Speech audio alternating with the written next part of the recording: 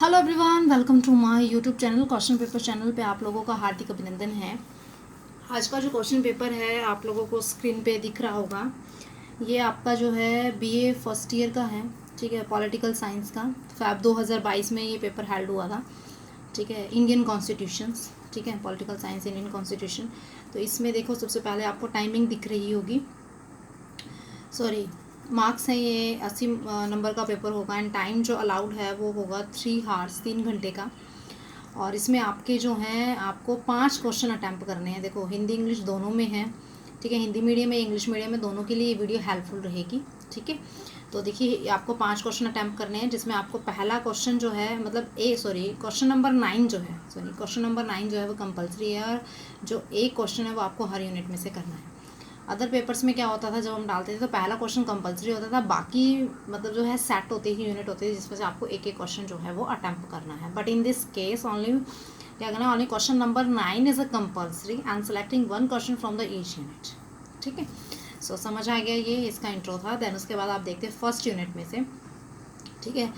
पहली यूनिट में आपको क्या दिया है, discuss the nature of Indian fundamental rights, भारतीय मौलिक अधिकारों के स्वरूप की व्याख्या कीजिए। 16 नंबर में क्वेश्चन दिया हुआ है, वेरी वेरी इंपॉर्टेंट है। जो इंडियन क्या कहते हैं, इंडियन कॉन्स्टिट्यूशन का है। तो मैं आपको एक बात और बताना चाहूँगी, बीए का है वैसे पेपर, लेकिन जैसे कि बीएड के जो स्टूडेंट हैं, ठीक है, जो बीएड के स्टूडेंट हैं, उनका जो फर्स्ट ईयर वाले जो स्टूडेंट हैं, उनमें इंडियन कॉन्स्टिट्यूशन मतलब एक आपका जो है यूनिट है, ठीक है, कॉन्टेम्प्रेरी इंडिया, इस हिसाब से एक मतलब पेपर है आपका, जिसमें उसमें भी बहुत अच्छे से बताया था, वहाँ भी ये क्वेश्चन पूछा जाता है, ठीक है। तो मोस्ट इंपॉर्टेंट है, इसका नॉलेज होना चाहिए कि जो फंडामेंटल राइट्स हैं उनका क्या स्वरूप है, उनकी व्याख्या करनी है। 16 मार्क्स में दिया हुआ है ये क्वेश्चन। जो क्वेश्चन नंबर 2 दिया हुआ है, दैट इज़ अ, आपने डिफ्रेंशिएट करना है fundamental rights and directive principle of state policy. बहुत मोस्ट इंपॉर्टेंट एंड बहुत मज़ेदार क्वेश्चन है,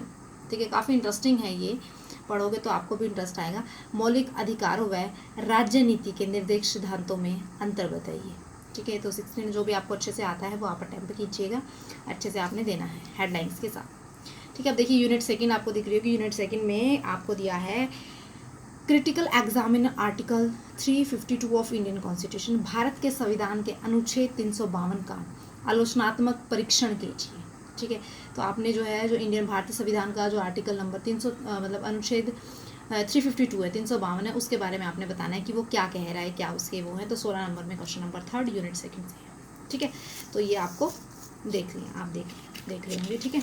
अब इसमें जो क्वेश्चन आपको दिया हुआ है, नेक्स्ट जो क्वेश्चन है, that is a 4th, describe the position of governor in Indian political system, ठीक है। भारतीय राजनीतिक प्रणाली में राज्यपाल की क्या भूमिका है, उसका वर्णन आपने करना है। इंडियन पॉलिटिकल मतलब अपना जो है भारतीय राजनीति, मतलब जो इंडियन भारतीय राजनीति है उसमें जो आपका राज्यपाल है उसका क्या रोल है, क्या उसकी पोजीशन है, क्या वो उसका कार्यभार है, क्या काम करता है, क्या नहीं, मतलब सब कुछ आपने बताना है 16 मार्क्स में। जो भी अच्छे से आप, पहला 3rd क्वेश्चन था कि आपने आर्टिकल 352 का डिस्क्राइब करना है इंडियन कॉन्स्टिट्यूशन, उसके बारे में क्या दिया है उसका परीक्षण करना है, ठीक है। और इसमें आपको ये बताना है गवर्नर के बारे में, रोल ऑफ गवर्नर क्या है, ठीक है। अब यूनिट 3 की बात हम लोग करते हैं। यूनिट 3 में 5th क्वेश्चन जो है, डिस्क्राइब द इलेक्शन क्या होते हैं, powers and position of the speaker of Lok Sabha, Lok Sabha के स्पीकर के चुनाव, शक्तियां तथा स्थिति का वर्णन कीजिए। लोकसभा का जो स्पीकर होता है, ठीक है, आपको पता होगा कि राज्यसभा लोकसभा दल होते हैं आपके, उसके सामने जो है एक क्या होता है, स्पीकर बैठा होता है, ठीक है ना। तो उसकी शक्तियाँ, उसकी पावर्स क्या है, उसकी पोजीशन क्या है, उसके बारे में आपने एक्सप्लेन करना। 16 मार्क्स में ये क्वेश्चन आपका है, ठीक है। क्वेश्चन नंबर 6 देखिए, how is the council of minister is formed in A state, also discuss it's power and function. तो राज्य में मंत्री परिषद का निर्माण कैसे होता है, मंत्री परिषद के कार्य तथा शक्तियों का वर्णन आप लोग मतलब इसमें बताना आपने करना है, ठीक है। काउंसिल ऑफ मिनिस्टर और पावर एंड फंक्शंस, ये दोनों बताने हैं, ठीक है। तो यूनिट 3 आपके लोगों की कंप्लीट होती है, ठीक है, जिसमें 2 क्वेश्चन है, जो आपको अच्छे से आते हैं आप उसे अटैम्प्ट कीजिए। अब आता है यूनिट 4 के बारे में हम डिस्कस करते हैं। यूनिट जो 4 है, that is discuss the jurisdiction of supreme court, सर्वोच्च न्यायालय के क्षेत्राधिकार की व्याख्या कीजिए। सुप्रीम कोर्ट का जो क्षेत्राधिकार है, मतलब उनके क्या क्या हैं अधिकार, उनके क्या मतलब काम कार्यभार है, क्या उनका कार्यकाल है, सब कुछ आपने मतलब जो भी है सब कुछ आपने एक्सप्लेन करना है। 16 मार्क्स में पूरा बताना है सुप्रीम कोर्ट के बारे में, उसकी जुरिडिक्शन के बारे में, जुरिडिसी जो भी है सब एवरीथिंग एक्सप्लेन दिया। 8 नंबर क्वेश्चन है critical examine the judicial review in India. Bharat में न्यायिक पुनरीक्षण का आलोचनात्मक परीक्षण कीजिए। ठीक है, तो ये क्वेश्चन आप लोगों को दिया हुआ है। तो ये आपकी 4 यूनिट थी, इन 4 यूनिट में से आपको एक एक क्वेश्चन अटैम्प्ट करना है। ठीक है, अभी आपका जो 9th क्वेश्चन है आप देखिए यहाँ पे, जो क्वेश्चन नंबर 9th है, this is a compulsory there, जो कि यूनिट 5th में आता है। क्वेश्चन नंबर 9th कंपल्सरी है, ऑब्जेक्टिव टाइप क्वेश्चन है, मतलब आपका कंपल्सरी है। ठीक है, 8 दे रखे हैं जिसमें ईच क्वेश्चन जो है 2-2 मार्क्स है, 16 का हो जाएगा, 5 क्वेश्चन 16 टोटल हो गया ना। तो देखिए पहला है right any two importance of directive principle of state policy. Directive principle भाई मोस्ट इंपॉर्टेंट है, ये जो डायरेक्टिव प्रिंसिपल है आपका जो है मोस्ट है 51 इसमें आता है। ठीक है, आर्टिकल 51 मतलब 51 आर्टिकल ए इस तरीके से आपका कंसीडर किया जाता है। तो इसकी इंपॉर्टेंस बताने हैं कि राज्य नीति के निर्देशक सिद्धांतों के कोई दो महत्व लिखिए।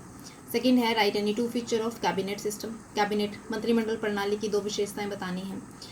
What change made in the 44th amendment in Indian constitution. भारतीय संविधान में 44वें संवैधानिक संशोधन में क्या परिवर्तन हुए। Right any two demerits of Indian election system. भारतीय चुनाव प्रणाली के दोष बताने हैं। ठीक है, डिमेरिट्स बतानी है। डिमेरिट्स पूछते तो आप मेरिट्स के जो हैं यदि खूबियाँ बताते, लेकिन डिमेरिट्स पूछे है, लिमिटेशन पूछी है तो आप दोष बताओगे। Right any 3 merits of electronic voting machine. Electronic voting machine जो आई हुई है, जिससे क्या कहते हैं वोट डालते हैं, इलेक्शन होते हैं, उनके क्या क्या जो हैं 3 फ़ायदे हैं वो आपने जो है एक्सप्लेन करने हैं। ठीक है, डिमेरिट्स भी पूछी जा सकती हैं यहाँ पे। ठीक है, लास्ट इसमें जो इसका लास्ट में अभी 3 है, इसका जो 6th है right any three power of Indian prime minister. Bharat के प्रधानमंत्री की 3 शक्तियाँ आपने एक्सप्लेन करनी है यहाँ पे। इंडियन यहाँ पर प्राइम मिनिस्टर है, आपको जो है राष्ट्रपति की भी पूछी जा सकती है। ठीक है, तो उसके बाद आपका है what is the difference between council of minister and cabinet. मंत्रिपरिषद और मंत्रिमंडल में क्या डिफरेंस है, मतलब council of cabinet and council of minister में डिफरेंस बताना दोनों में। ठीक है, who is the chief adviser of governor. राज्यपाल का प्रमुख सलाहकार कौन होता है।